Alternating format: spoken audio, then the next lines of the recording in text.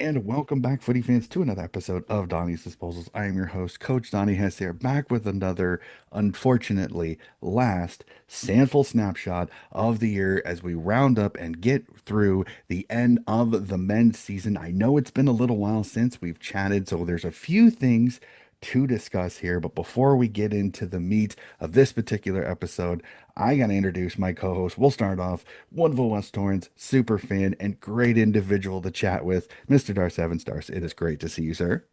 Oh, Coach Donny, Phil Aspinall, how you going? It just seems like yesterday that we start off in February with the women's team, and then before you know it, the SANFL, and now it's all over. It's all finished and all done and dusted, and how quick it went. But what a season it was. What a season it was, and caller extraordinaire and gentleman that I've been keeping track of. I know a lot of things have been going kind of haywire, but he still has had the footy to go through. Mr. Phil Aspinall. Phil, it is great to see you again, sir.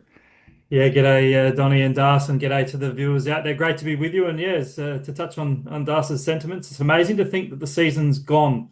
I remember it felt like only 3 months ago I went and watched a trial game with a good friend of mine, Paddy Goldsmith, and it was in March, and it was 40 degrees, and Norwood played North at the parade at 9 o'clock on a Saturday morning, and that feels like only 3 months ago. But bang, in the blink of an eye, the season's gone. We've got women's and male premiers, and what a season it was. It was a fantastic season. Now, a few things just really quickly. The finals are over. We have a premiere. I'm trying not to, but anybody that's watching the YouTube kind of already knows who's won the premiership just by Phil Aspinall's incredible background. But we'll go through this.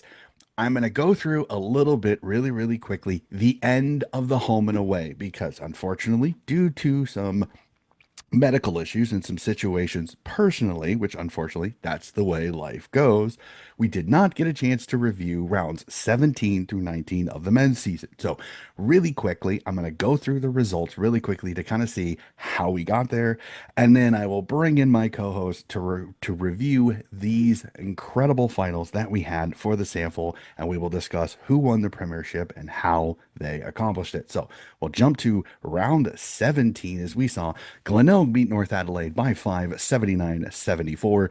Norwood escaping a scare from the West Adelaide Bloods 86-85. Sturt continue their dominance with an 81-point win 136-55. Adelaide with an impressive 27-point win over the Panthers 83-56. And the round rounds out with Port Adelaide beating Central Districts by 14 94-80. That is round 17. We will jump to round 18 results. See South Adelaide knock off Woodville West Torrens 94-48. Norwood with another impressive win by 13 over the Roosters 76-63. Glenelg with a 10-point win over Port Adelaide 94-84. Sturt, the machine just keeps rolling with an 85-point win over the Bloods 141-56. And the Central District Bulldog pull a shocker at the end of the round with a 1-point win over Adelaide 61-60. And then the final round of the home and away season sees Glenelg with an 86-point win over the Doggies 128-42. The Adelaide Crows end the undefeated streak right at the death with a 2-point win over Sturt 89-87. The West Adelaide Bloods beat South Adelaide 56-50. Norwood get a 10-point win. We will discuss why that's important in just a second. 10-point win over Port Adelaide 87-77. And the Woodville West Torrens end the season with a 3-point win over the North Adelaide Roosters 66-63. I mean, fellas, that is the end of the year. And as I said, it was hugely important because Norwood's 10-point win in the last round saw them into the finals. What an incredible way to end the season. That leaves us with 5 teams in the finals. I will pull up the bracket here to be sure that I have it correctly. Sturt will finish minor premiers at the top of the table. Glenelg and Adelaide at 2 and 3, and Central Districts and Norwood round out the 5 going to the finals. Really quickly before we go through the finals, Darce, what an incredible final 3 rounds. And like I said, Norwood finding a way to get into the finals on the last day of the home and away season. Look, I think this last round was absolutely incredible. I think to be part of this, I mean, you see, as I said, Norwood lost the first six games. Probably talk about Nord as well in the finals, but they lost their first six games. They had to win the last game of the season to get in the finals, and they've made the finals by winning that last game. The Eagles, they had a shocker last half of season. They come out to win the last game of the year. That was so good for the Eagles to do that. And Sturt losing their first game of the year, the only game of the year. So look, what a last round. You couldn't finish off anything better than tell the stories for that Saturday night, what went on that day. So incredible round. I mean, Phil, how crazy was that the run in? Like I said, Norwood needing to win to make the finals, and they find a way to get it done. Yeah, and they did it against a pretty fancy Port Adelaide side. I think had 14 or 15 AFL listed players, and Port came out of the blocks. They were 6 goals to 3 up at quarter time, and I think still led by 5 at half time. So a pretty big second half from the Redlegs there. And as Das touched on, lost their first 5 or 6. So Jade Sheed in his first year and second reign as a senior coach after taking the Eagles to 2 flags was probably had his back up against the wall to start the year, but they just started to tweak some game styles and get some injured players back and some senior players back at the right time of year, and did a number on the doggies later in the year, and we'll touch on what they did to them in the finals as well, and importantly managed to get themselves through and progress quite deep into finals action.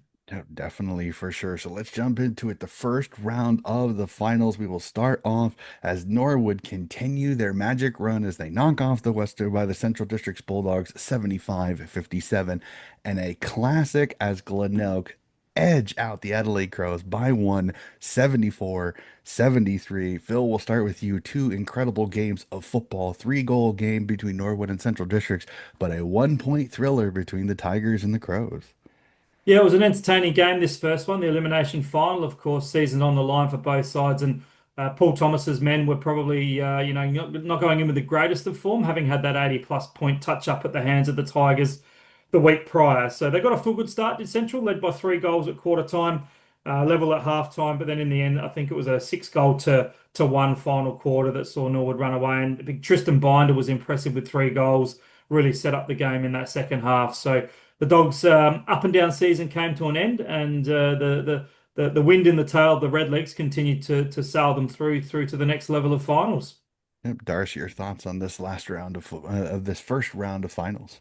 Look, lads, I'm putting myself out there. I'm a big Eagles fan, as you know, but I really wanted Red Leagues to win this game. I just wanted this story. This story, as I said before, they'd lost 5 or 6, the first 5 or 6 games to win the last game of the season. I didn't want it to end there. I thought, gee whiz, if it ends here to do all that hard work to get there, and they won, and good on and well done to the Red Leagues. Then think, gee, Red Leagues have come from fifth once before. Now, someone maybe had it. Phil, is it 75, 78, or 84? It's one of those years they come from fifth to win the grand 84, final. they came from fifth. 84, Yeah. was it? 84. So they Yeah. have done it before. I thought they're going to do it again. I just hadn't thought these guys are going to do it again. Can come from bottom to get in the finals, come from fifth spot to win the grand final. But we'll talk about that in a minute. And obviously, Glenelg, gee whiz, I thought the Crows, after knocking off Sturt the week before, I thought they would have come out a bit more firing. But Tigers were even better. So well done to Tigers to keep themselves alive for the finals.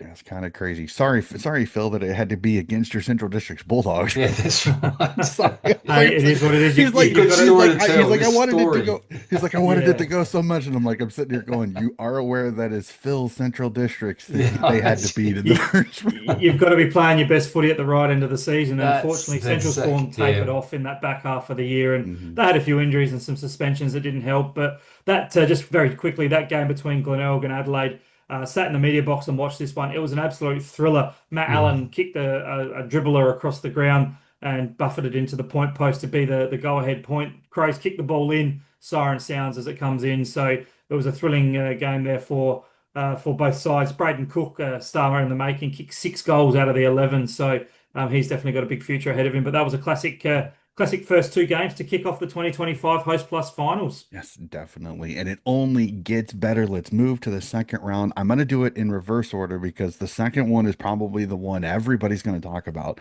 The first one, for many people, was the given. Sturt beat Glenelg by 42, 102-60.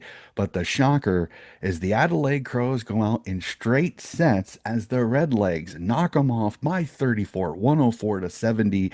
As Dar said, the magical run continued as the Redlegs send the Crows home, move on to the semifinal to face Glenelg. How incredible was this? I mean, Darce, as you said, this was exactly what you wanted. The fifth place team on a magical run through the finals are now one game away from making a grand final from fifth place. the Crows will be shaking their heads and scratching their heads, going, "What happened there?" I mean, they beat Sturt, the top echelon, all year. A few weeks before, they just lost to Glenelg by a crack of a game the week before. Then they get done by Nord by, we're talking like 34 points. They would be scratching. They're going, "What happened there?" Like straight sets, just like the senior league side, both out in straight sets. And with Nord, they just keep on, and look, well done to them as well. Phil, your thoughts on this cracking preliminary final weekend? Yeah, it's amazing what momentum can do for you. And of course, the Crows were defeated by that 1 point thriller against the Glenelg side the week before. And the Redlegs, the tails would have been up and about, finishing just to scrape into the finals, winning that first final against the Bulldogs, and a bit of momentum. And I spoke to Jared Mears, the Crows SANFL coach and development manager, in the preceding days after this game. And he told me, he said, "Phil, we chose the worst time of the season to play our worst game." Mhm. Even Coach Matty Wright in the papers afterwards said it was their terrible performance of the year that they normally have midway through the season. From memory, they had 15 AFL listed players, which is still pretty handy, but nothing needs to be taken away from the Norwood Footy Club. They had the momentum, and it was their small forwards that did the job. Jaden Gale kicked 5, Bain and Lowe kicked a couple, the big fella Tristan Binder kicked a couple as well. But the Crows, for mine, probably went in a little bit top heavy. They had probably 4 or 5 guys pushing 200 centimetres, and yeah, I think Norwood were able to expose that on the deck of Adelaide Oval and progress through in what was at the time continuing to be the fairy tale story. That's the fairy tale story, and unfortunately, let's move to it. Preliminary final weekend. Sturt sitting at home waiting for their opponent, and Glenelg and Norwood would lock horns in a 2 point thriller. And unfortunately, the Redlegs' magical season comes to an end, 57-55 to the Glenelg Tigers. But tip your hat to this Norwood Redlegs team because they gave it a mighty, mighty crack on this one. Phil, your thoughts on this? The Redlegs fall 2 points short. Yeah, and look, they had their opportunities, if not for bad kicking. I mean, 7 goals, 13, so Yeah. 20 scoring shots to 8 goals, 9, so 20 to 17. I think a couple of times Lockie Hosey missed some easy goals, and perhaps Glenelg might have been able to win by a bit more. But Norwood, yeah, their gallant season came to an end, but they were fantastically competitive. Let's not forget they had some quality players, some very senior players that didn't end up playing in the back half of the year. Guys like Mitch O'Neill, Connor McLean, premiership players that missed through injury or other reasons. And so I think Norwood will continue to be around the mark. They had a bit of a bad run, obviously, to start the year with form and injury. But we know that the machine that is the Glenelg Footy Club, they find a way. I think Graham Corns, their legendary ex-coach and Hall of Famer, mentioned that good sides know how to win ugly, and that's what Glenelg were able to do for most of this year. They never really played their best footy. So yeah, the Redlegs bow out in what was a nice turnaround in form, and the Tigers were able to progress through to the grand final. Yep, Dar's thoughts on this preliminary final Guys, almost I for thought Norwood. this was going to be another dream. Norwood coming from where they are. The full forward, what's his name, Phil? I just cannot remember his name. Sorry, the full forward for Norwood takes a mark dead in front of Jackson goals. Callow. Jackson Callow takes a mark with about a minute to go, about 2 minutes to go. I thought he's got to kick this to get Norwood into the grand final, and he sprayed it. It was just like gut wrench for Jackson. You never blame the last kick of the day on to lose a game because it's 2.5 hours of play. But that would have been the seal. How could this guy in front miss a goal? Unfortunately, he did, and it just they didn't make the grand final. So Glenelg got the 2 points and they're in the grand final. But that would have just been another dream run if Jackson did get that goal. But not to blame him for any loss because, as Phil said, 13 points just doesn't help you at all. So 8-9 to 7-13 just didn't help their cause on the day. Yep, and then let's move on to the grand final. And unfortunately, the chalk stays there. Unfortunately, this might have been probably way too easy to call as the Sturt Footy Club get the premiership, a one-loss season with a 105 to 74 point win. I mean, I hate saying something is academic, but this Sturt Footy Club, this was deserved. They've been the best football team in the entire competition this entire year, except for the shock loss in round 19. This has been an unbeaten squad that really has looked absolutely dominant. I mean, Phil, it's hard to argue this. This was what we expected. And I know sometimes you like shockers in the grand final, but this was almost like this was destiny. Yeah, it was. There's a sense of inevitability about it, and I certainly think the odds continued to stack in Sturt's favour when the Tigers lost one of their best defenders, and Max Proud, of course, broken ribs the week before in the final against Norwood, and they're always going to be up against it. The Double Blues were the form team of the competition, a near perfect season. I think one of the best on record since the 50s or 60s. And if not for that tight 2 point loss, it would have been an unbelievable season. Only I think done once or twice before in the 30s and 40s with an undefeated premiership season. But yeah, there was something inevitable about the Sturt Football Club this year. They had great depth. The reserves played off in a grand final. Did go down to the Tigers in that one. But they just had guys step up. They couldn't even fit their captain, James Battersby, into the side, and a bit of controversy there that he'll likely move over to the North Adelaide Footy Club with a couple of good mates playing there. So, if not for a little bit of a comeback in the third quarter, Glenelg kicked 3 or 4 quick goals to make it a bit of a contest. But for mine, I think it was best summed up by the Double Blues had Glenelg at arm's reach for the majority of the day, and in the end were fitting premiers. Yeah, Darce, your thoughts again? Start ending the magical season with another premiership. They were never going to lose that. Coach Donny, I think I said that before we started here, but they were never going to lose that game. I think as even Phil said that they kicked those 3 goals, but they kicked the 3, then Sturt kicked 4. It's not, well, they just kicked away. Like every time Glenelg came at them, they just knew what to do, turn the ball around, ball over, and kick a few more goals. So they were on fire. Great game. It was great to watch Sturt in action like that. Just remember that, guys. I think Phil remember this. Like 30 odd years ago, they were on the bones. They were going to fold.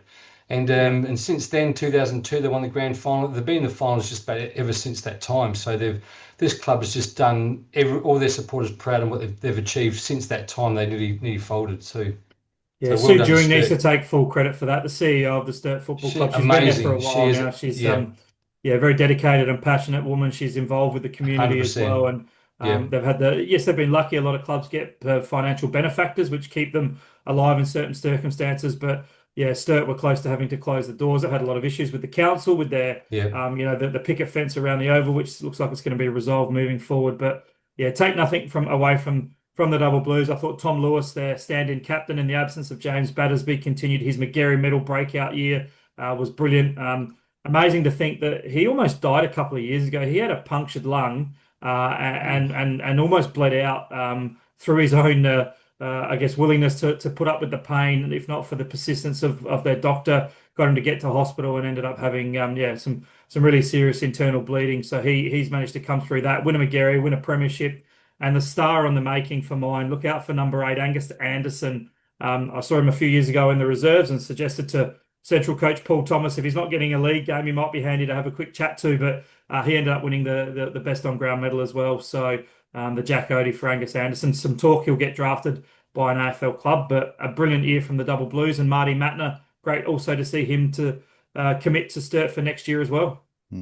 Definitely and for take nothing away sure. from Glenelg guys either. As we Oh, said, 3 grand finals in 3 years. That's an outstanding effort as well. So, yep. did you know their coach played Sheffield Shield cricket, or he was in the squad for Sheffield Shield cricket as a wicketkeeper? He was at the SANFL luncheon last Thursday, and he told the story how he was in the squad for as a wicketkeeper in the Shield game. Sorry, Yeah, Darren I've Reeves, just he originally hails from the yes, Blue Mountains, played, he I think, does. second 11 cricket for South Australia. And a good friend of mine, Brett Joseph, played with him out at Salisbury. He coached at Salisbury, ended up going up to Newry, was on the fringe of potentially getting the league job at Central Districts when Roy Laird left. Many Dogs fans will be thinking, what ifs if Reeves was the Dogs coach? He ended up doing some coaching in their reserves and under 18s, went to North Adelaide, spent some time under Jacob Surgeon as an assistant. And then the rest is history. 2 flags in Yeah, his first two absolutely. years at Glenelg and a grand final this year. And yeah, there's some talk he was heading off to AFL duties, but great to see he's committed to Yep. staying at Glenelg, as is, I think, Paul Thomas staying at Central. And as I said before, Marty Matner resisting the temptations to get back in the AFL system and staying with the SANFL.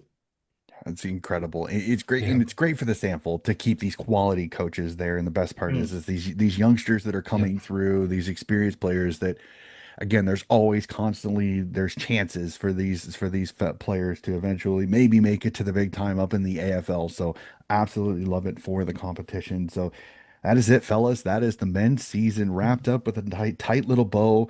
As per usual, we always do a quick little review of the season. Again, the women's we have already done. Again, an incredible season there with the South Adelaide Football Club winning the premiership. So let's do it really, really quickly. We'll review this season. I will mea culpa myself on this one. I was doing research to get ready for this, and for some weird reason, the McGarry medal result was not popping up on my thing. So both of these two fellas know that when I sent them their script, it says tip the McGarry medal. not realizing it had already happened. So I must apologize on that. I will, like I said, raise my hand purely on that. So Phil, will go to you. The McGarry medalist, you've kind of already mentioned his name for the Sturt Football Club. Was it a shocker? Was it a surprise? Or was this kind of what we expected to be the one to win the best and fairest for the entire SANFL season? Yeah, he went in as a red hot favourite. Did Tom Yeah. Lewis, of course, and the double blue. I think won the Robert Shearman medal, which is the fancy medal appointed votes by coaches. And I think there's a general correlation that most of the time the Shearman medal coincides with the McGarry medalist. I think there was a couple of surprises in the mix there. Manny Liddy polled really well for both Central Districts and Port Adelaide. Of course, picked up as a mini draft selection, Mhm. mid-season draft rather. And I think there was a couple of other players that polled reasonably well as well. But for mine, Tom Lewis had the best season that I've seen at SANFL level for quite a while, and a fitting winner of the 2025 McGarry Medal. Darsh, thoughts on the McGarry medal No, winner? 100% behind Phil there. He's a gun player, absolute gun player. So he's fast. He's a crowd favourite. Everyone loves him. He's just a good round, all round nice guy as well. So he's a well-deserved winner. Fantastic. Dash, All your Eagles boy, Kobe Much polled a bit better than I At thought many would have thought. And fourth, I if not think. for, yeah, and I'd strongly suggest that if the Eagles actually won a few more games, he might have found himself getting a few more three votes. I think he got a fair 100%. few He's a two gun votes. player So too. Yeah. bit of flies under the radar a little bit. I think he's well known, obviously, for he's previously won a premiership with the Eagles, went to South Adelaide for personal reasons, back to the Eagles, and yeah, look, I think if the Eagles have another good year next year, he'll be featuring highly up there again. right. Yeah, it's pretty hard when the team wins. When we lost by those 100 points a couple of weeks, it's pretty hard to pick. Go Yeah. okay, Kobe Much amongst the best. But hang on, 100 points. There's got to be three best players in the teams they played. So, but no, Mm. 100% Phil, totally agree. He's a gun Win, player too. Great kid too. yeah, wins get threes, losses get two, Yeah, bad losses get zero. Like that's yeah, Mm. usually it's easiest way for some of the votes. Now, as we see sometimes in some of the AFL votes, sometimes those random threes are quite interesting, but we won't go there when it comes No. to. All right, fellas, we'll do the one negative question that I have when it comes to each reviews. Darce, we'll start with you. What was your biggest disappointment this year in the in the sample competition? Oh, look, I know I've got the Eagles hat on, as you can see. It would have to be the Eagles. Look, they start off with the bull of the gate. Look, and we got smashed to high end with injuries. There's no doubt about that. And we yeah didn't bring home the bickies again. Finished seventh, but it was disappointing. But we understand why. If they had injuries, I think we had 15 out of our top 20 players out at one stage. That's how badly they hit us. And the kids, we got young kids coming up and playing against men that have been in the SANFL system, even the AFL system. It was just didn't happen. So the Eagles for me, but for good reason. Hmm. Phil? I want to concur with Dust, but I don't want to kind of rub salt in the wound. He knows that they Mm. had a poor year and there were circumstances he just explained. I think again, West Adelaide really struggling at the foot of the table, something like seven wooden spoons in the last 10 years, considering that 10 years ago they won the premiership and it's such Mm. a big decline for them, and they consistently were winning spoons prior to that. So the slightly selfish one, on the other hand, I know we were all pretty passionate about it at the time when it happened, but I'm still, again, not a big fan of this mid-season draft, and so it's disappointing that the AFL clubs get free reign at the best Yeah. players outside the Hmm. SANFL. And if I just for a minute put my selfish Central District's hat on, as soon as Manny Liddy got drafted by Port Adelaide, the Dogs' form really suffered, and they lost that power and drive from the midfield and couldn't replace him. And I think that probably cost them getting a top three finish as well. So um, it is what it is. It's there, and we understand that it's going to be there until I guess there's an AFL reserves team, a AFL reserves competition rather, that includes the Port and the Crows. But yeah, Westies for mine overall, the disappointing result again. But some good news for them. Obviously, they've got a previous premiership coach in Nathan Bassett, who's recently been appointed Yeah. as their next coach for 3 years, which is a great appointment for them. Definitely. And I was and also just on the women's team there, Shane Pill's been appointed the women's coach of the West Adelaide team. So well, a good friend of mine. So good luck Yeah, with him too. He's done familiar some. well, name. He's been around let's the traps for a while. He let's has. save a little bit of that because I want to discuss really Ah, quickly because there's been a yeah, ton of change since the last time that we talked, and I want to get Phil's thought process a little bit on some of the coaching carousel that kind of has happened in the women's comp. So we will go to that, I promise. Um, I'm with you. I will go Woodville West Torrance because a team that makes the finals the year before that doesn't make it, that really didn't have a super ton of change. And again, yes, they dealt with injuries. You had some youngsters trying to play SANFL that really were they ready for that particular level? Probably not. But you know that the one thing I'm going to look at Darce and go, next year they're going to be that much better because they're going to already have that experienced game in them. So I'm 100% with you. Woodville West Torrance was only disappointing because they made the finals the year before. And I would also agree with you, Phil. West Adelaide, it really is hard for a club that is fighting as much as they can. And again, another wooden spoon in so many years. It's very frustrating. Like I said, hoping the new coaching staffs and the things that come in get Westies up the ladder. We will definitely have to see on that. Now that we've got the negative out of the way, we'll go to the positive, the more fun. Biggest surprise. Phil, we'll start with you. What was your biggest surprise this year in the SANFL comp? Biggest surprise is probably the way Sturt dominated the competition because, of course, they've been around the mark and they played in a grand final against Glenelg a couple of years ago. They went out in straight sets last year. We expected them to certainly make a bit of a mark on the competition in terms of letting that bad performance last year be put in the rearview mirror and do something about it. But the way they just came out and dominated the competition, if not for, of course, that 2 point loss to the Crows, they would have went undefeated. So. The surprise as to how dominant they were, because I don't think we've seen a team like that dominate, maybe apart from Glenelg in 2020 from memory, who ended up losing their last minor round game as well, but lost the grand final, of course, to Darcy's Eagles. So, yeah, for mine, just the dominance, the complete dominance of the Sturt Footy Club was a big surprise. All right, Darce. Mine was Norwood, surprise in all areas. Surprised I lost the first, was it 5 games or 6 games? Phil, can you remember? Five. It was like losing the first 5 games, and that was a surprise to me. And then to come back and just scrape in the finals, another surprise. You come back from first 5 losses to make the finals, and then nearly to make the grand final by one kick or by 2 points. So that was surprises, not so much that where they were and how they finished. It was just the whole year for them. I thought it was just a great story to tell and a big surprise all around. Yeah, you took exactly what I was gonna say there, Darce. I thought the same thing. Like Norwood's up and down, crazy, nutty season after Yeah.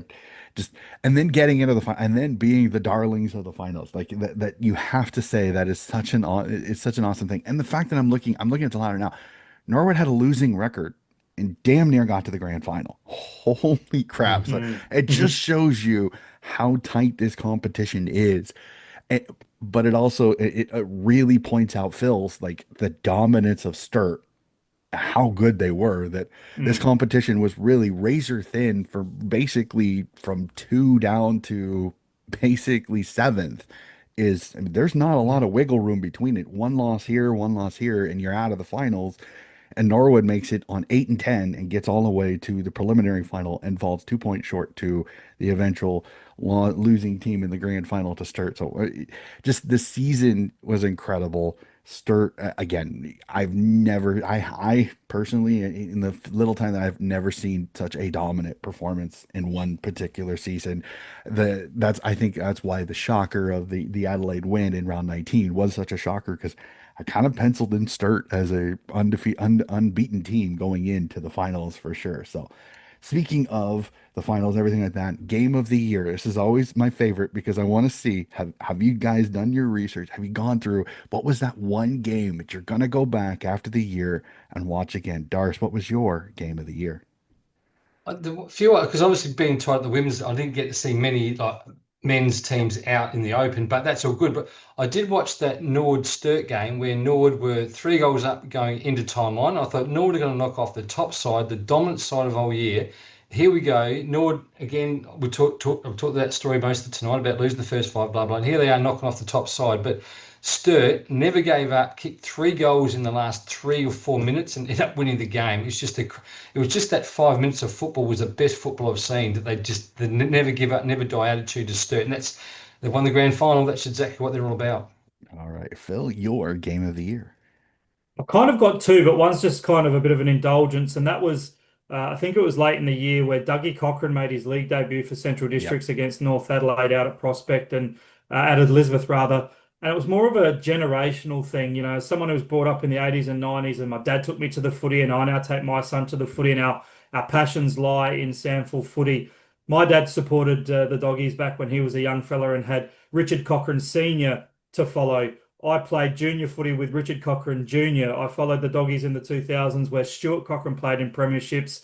And now to see Dougie Cochrane come through a fourth generation, that's pretty rare. So that to me Mhm. was my favorite game just from a Yeah. kind of selfish perspective, but great for it warms the cockle, the heartstrings Yep. and the cockles of the future generations of SANFL footy. So yeah, that one selfishly, but from a purist point of view, sitting up in the media box for that semi-final between the Glenelg Crows game where Matt Allen kicked that goal at the dying minutes. Every single person in that media centre were on the edge of their seats, and it was hearts in mouth stuff.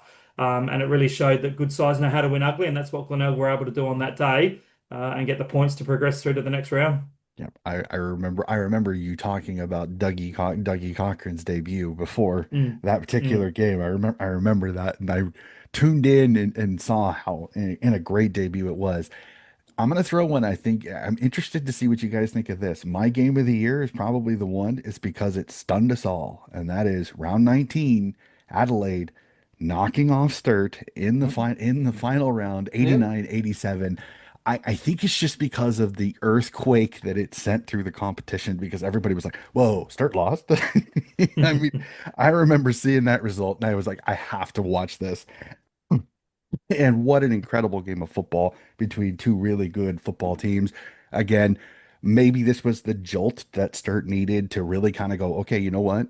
We ain't doing that again, and went right through the Yeah. finals. So, I mean, if I'm the Sturt coaching staff, if I'm Marty Matna, I'm almost thanking the Adelaide Crows coaching staff because I think they focused his group going into the finals because this was a perfect setup. The undefeated streak is gone. It's gone.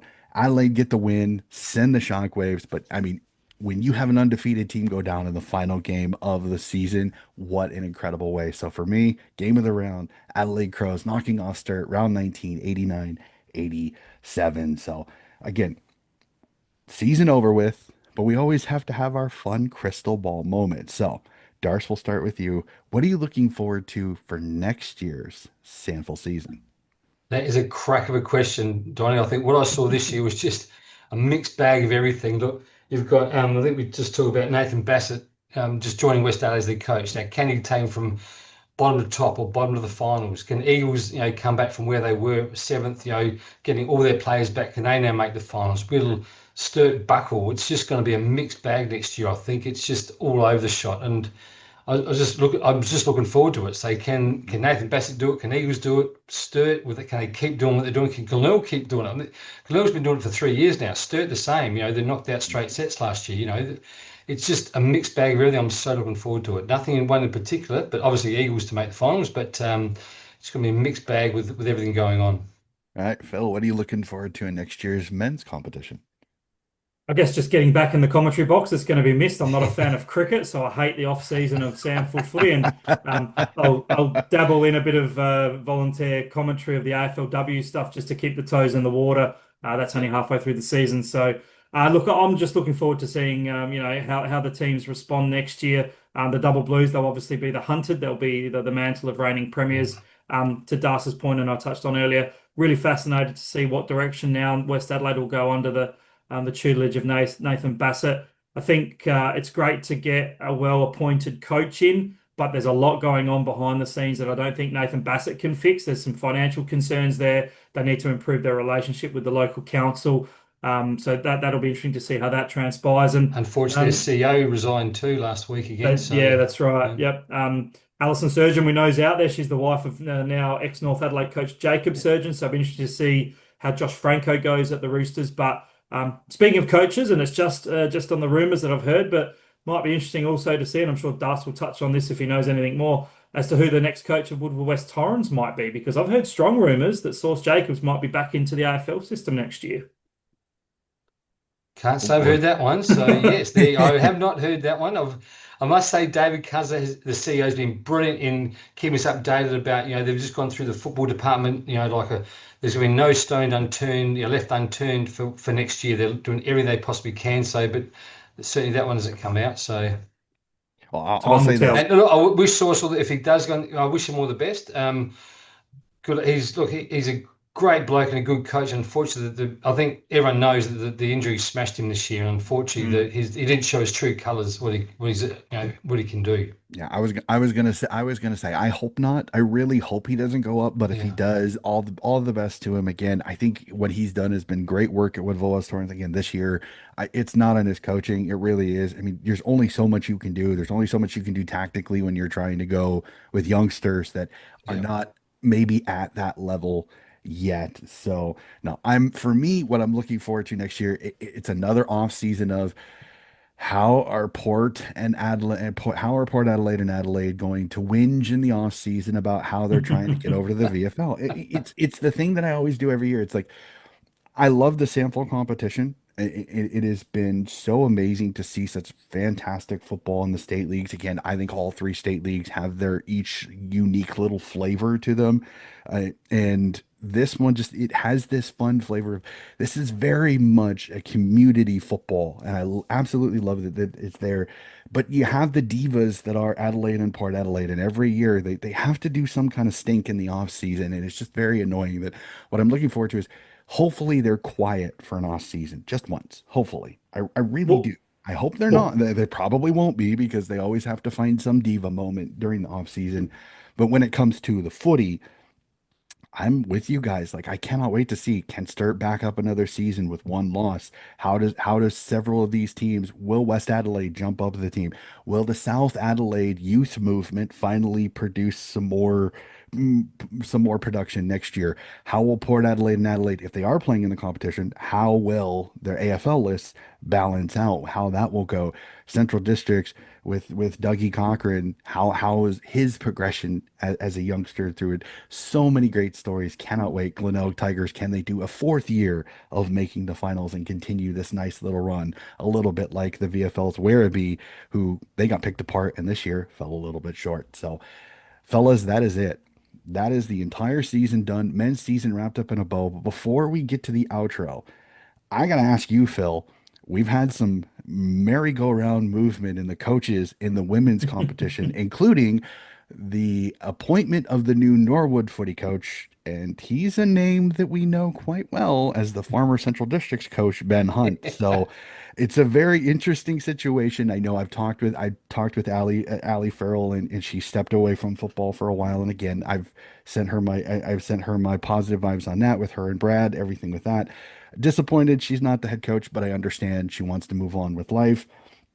So I completely get it. So Ben Hunt is now the new head coach at Norwood. So as the Central Districts man that you are, your thoughts on the appointment of Norwood's Ben Hunt? Because personally, I think it's a great hire because he was fantastic at Central Districts.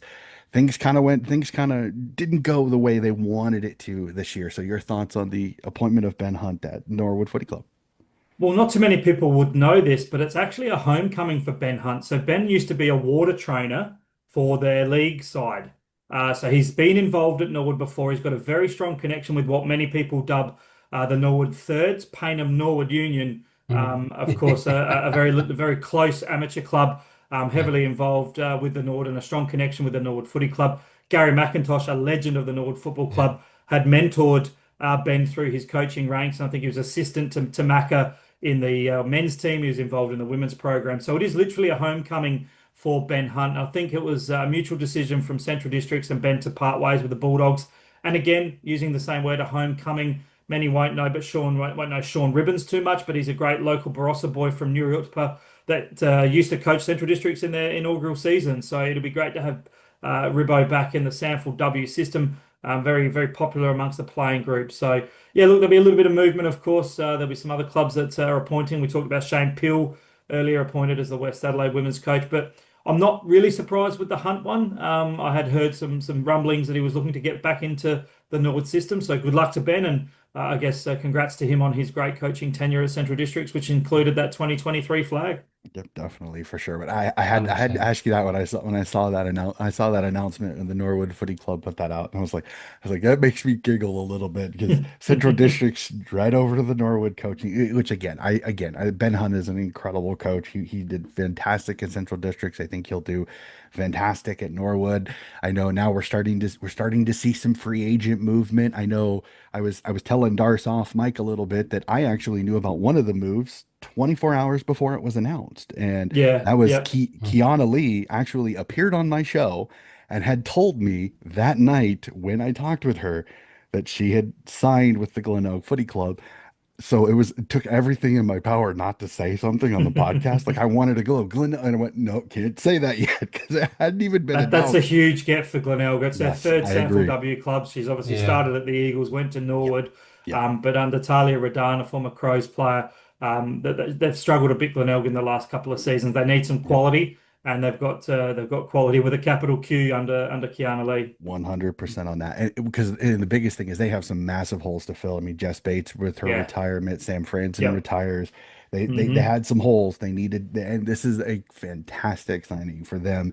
It hurts the Norwood Footy Club a little bit because she was such a great talisman up forward for them. I think they'll be okay, but it was one of those that a lot of things have happened in the women's spaces as well. So fellas, I do not want to take up any more of your time. Again, this has been another incredible sample snapshot season.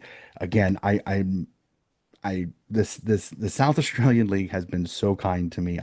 You guys have no idea how much I appreciate you guys coming on the podcast, how many connections I have with South Australia. I just had Norel Smith on my latest yeah, AFLW round review. She was incredible, giving me an hour of her time that she didn't have to, and she does. And it was just incredible to just talk with her and to have that coach's mindset and to go back and forth with her. So you guys have no idea how much I appreciate everything that you guys do. So Darce, again, it is incredible to talk with you. I know that you're so involved with the Woodville West Torrens Footy Club, and you guys, the Woodville West Torrens Footy Club has been very kind to me as well, and I appreciate that. So thank you so much for hopping on the podcast this year. And absolute pleasure. Absolutely loved it, Donny. It's been fantastic. I love every minute of it. It's great fun. awesome, awesome. And Phil, as per usual, your calls are fantastic. I love Yeah, chatting with you. Such a wealth of knowledge that you have, such a passion for this, not only this competition, but for your Central Districts Football Club and for South Australian footy as a whole. Again,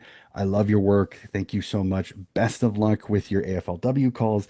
Let me know when you do so I can get on Wharf Radio. I'd love to listen Yep, to it because they are for definitely, sure. all due respect to the AFLW callers, but I kind of prefer yours. They're just a little bit more fun, shall we say. So Phil, thank you so much again for everything that you do. Again, the incredible work that you do, not only for Sample Now, but for Wharf Radio and all that. Yeah, my pleasure. And Donny, thanks to you, mate. You used a really key word there, and I appreciate your kind words, but passion. And I love that you've got the passion for a sport yeah, that's not native to you. absolutely. You're on the other side of the world. I absolutely love that we can chat about this, and it's a good outlet for me to talk what is the best competition in the world. Yep, Yep, definitely for sure. 100%. Like I said, I genuinely appreciate it. I have coworkers up here that think I'm insane, like literally think I'm insane because I remember during the season having a sheet of paper on a notebook basically about this big, and it is nothing but VFL games that I had that weekend, VFLW, Sample W, Waffle W, and then on the back was the AFL games. And those were all just one weekend worth of games that I had to keep track of. So it's so much fun again. I genuinely, it is a fun passion project for me. This is Yep. a podcast. Sleep deprivation is my friend from March until December. I get it, but it is so much fun. So, ladies and gentlemen, that is going to do it for this year's sample snapshot and this particular episode of Donnie's Disposals. Again, if you like this old American and how he appreciates and loves this sport of Australian rules football, please like and subscribe. And we'll be back with more footy coverage very, very soon.